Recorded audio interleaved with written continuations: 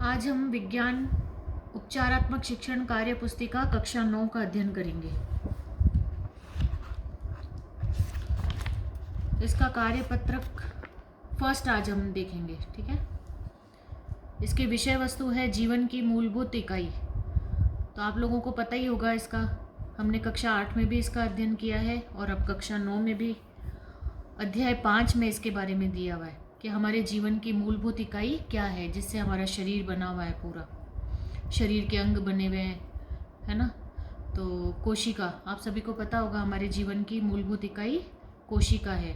कोशिका हमारे शरीर की सबसे सूक्ष्मतम क्रियात्मक इकाई है, ठीक है। तो ये कोशिकाएं जो होती है ना, एक ही प्रकार के कार्य प्रकार की जो कोशिकाएं होती है ना, वो अपना समूह बनाकर उत्तक बनाती है। उत्तक जो है वो आपस में मिलके अंग बनाते हैं और अंग एक ही प्रकार का कार्य को, हमारे शरीर के अंदर एक ही प्रकार के कार्य प्रणाली को संपन्न करने वाले अंग जो हैं वो मिलके आपस में तंत्र बनाते हैं। जैसे जनन तंत्र है, पाचन तंत्र है, रक्त परिसंचरण तंत्र है।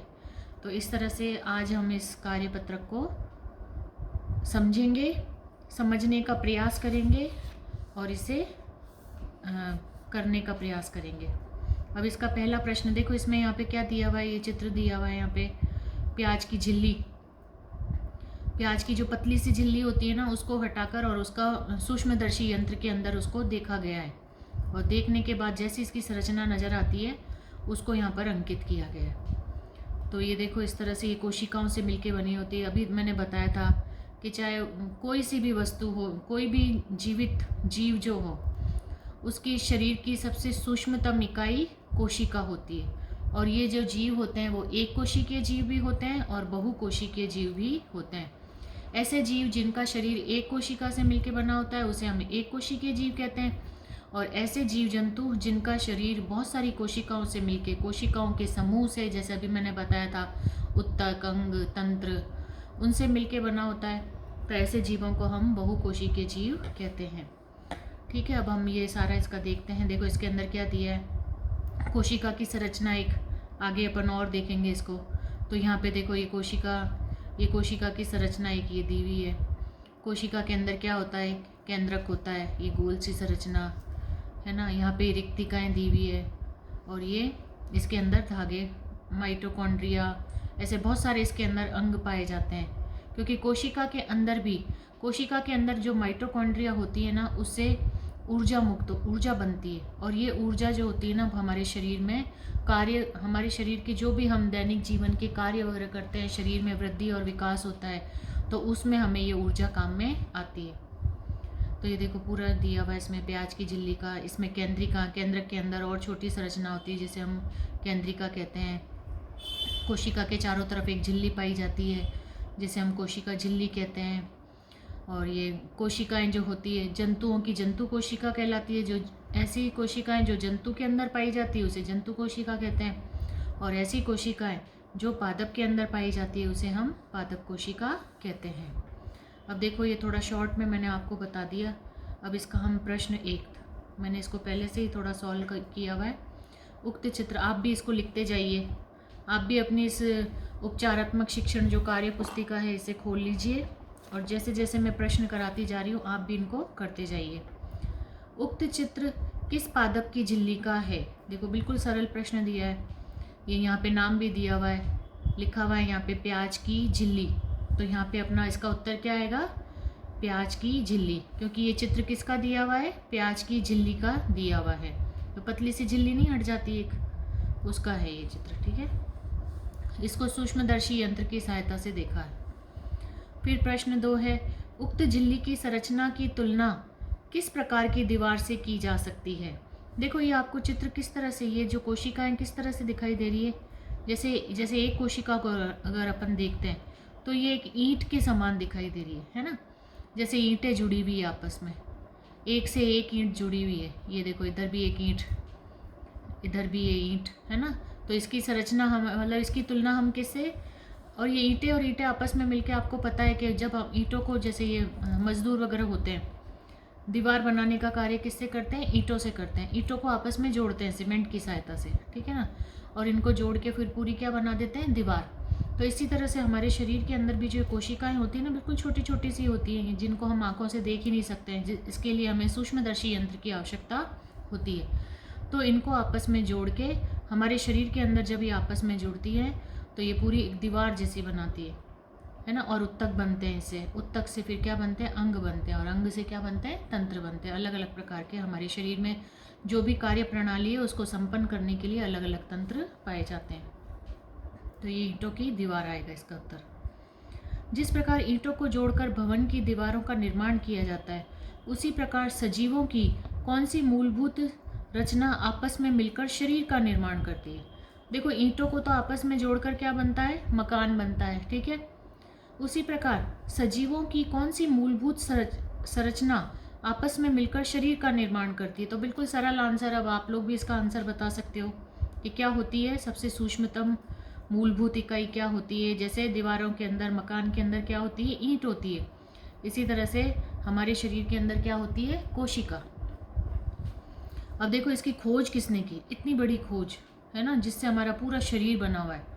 सारे अंदर हमारे शरीर के अंदर जो भी कार्य होते हैं, कार्य प्रणाली पूरी संपन्न होती है इसी के द्वारा। तो इसकी महानतम खोज किसने की। तो देखो, प्रश्न 4 में क्या दिया है, कोशिका की खोज किस वैज्ञानिक ने की थी। तो किसने की थी, रॉबर्ट हुक ने। अगर डेट भी आप याद करना चाहें तो 1665 है, आप लिखना चाहें तो लिख सकते हैं, ठीक है। तो कोशिका की खोज किस वैज्ञानिक ने की थी, रॉबर्ट हुक ने। अब देखो 5वां प्रश्न इसका, रॉबर्ट हुक ने सूक्ष्मदर्शी में मधुमक्खी के छत्ते के समान संरचनाएं किस पेड़ की छाल में देखी। जैसे मधुमक्खी का छत्ता देखा होगा ना आप लोगों ने, कैसा होता है वो, ये इस तरह से उसकी संरचना होती है, इस तरह से ऐसा ही होता है ना छत्ता, उसमें जिसमें से शहद निकालते हैं, इस तरीके ही होता है, ठीक है। तो ऐसी संरचना ये कह रहे हैं कि रॉबर्ट हुक ने सूक्ष्मदर्शी में मधुमक्खी के छत्ते के समान संरचना। तो ये कोशिकाओं की संरचना भी कैसे होती है, मधुमक्खी के छत्ते के समान होती है। तो इन्होंने किस पेड़ की छाल में देखी थी। तो ये कॉर्क की पतली उसको काटा था। कॉर्क जो होता है ना, एक छाल होती है, उसको काटा था उन्होंने, और उसी में इस संरचना को उन्होंने मधुमक्खी के छत्ते के समान देखा था। अब सेल तो इंग्लिश वर्ड है, ठीक है।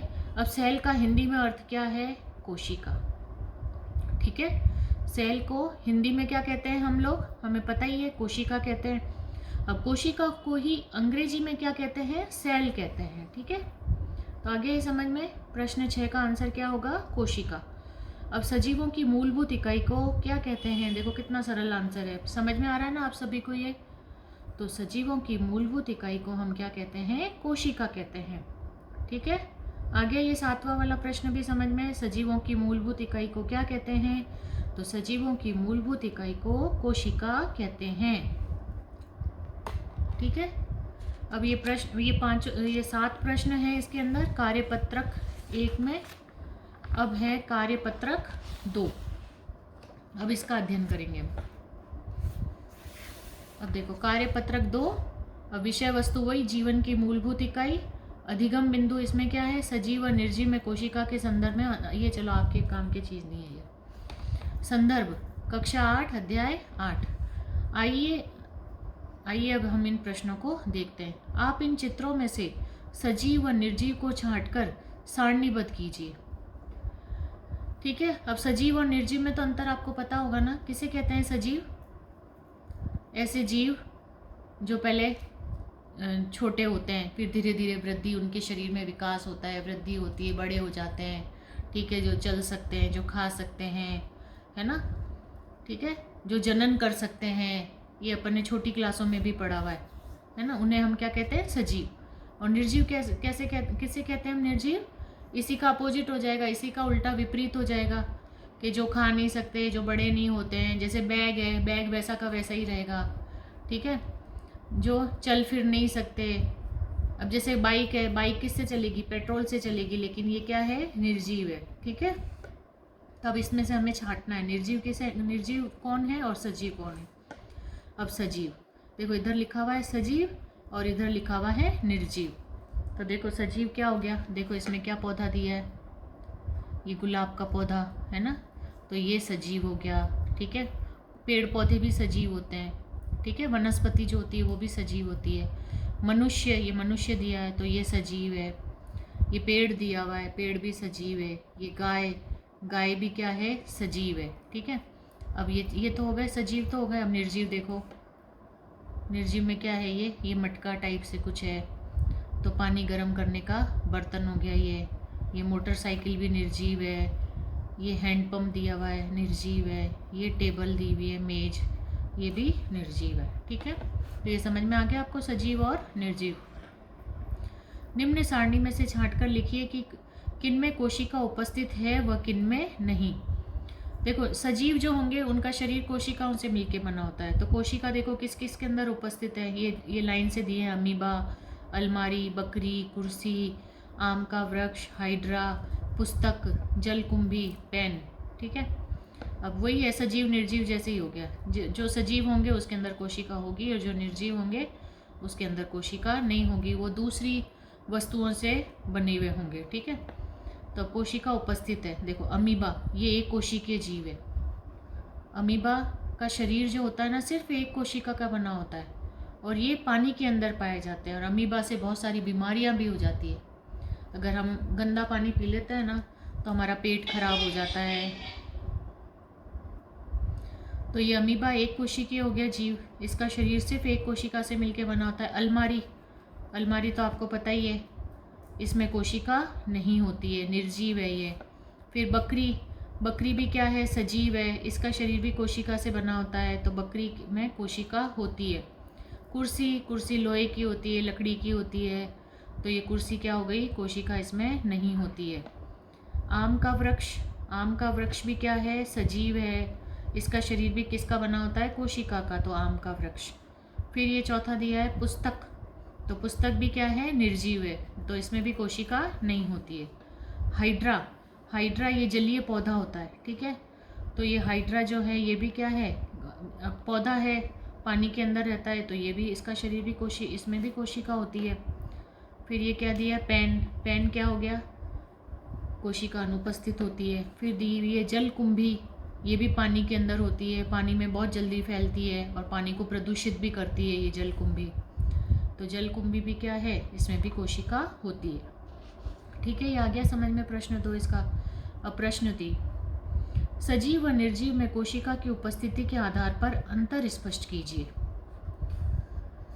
अब देखो, सजीव, कोशिका के आधार पर अंतर बताना है इसमें, सजीव और निर्जीव में, है ना। कोशिका की उपस्थिति के आधार पर दोनों में अंतर करना है। तो सजीव, तो सजीव में क्या होगा, सजीव में कोशिका उपस्थित होती है, मतलब जो सजीव होंगे उसके अंदर कोशिका होगी, उनके शरीर में कोशिका पाई जाएगी।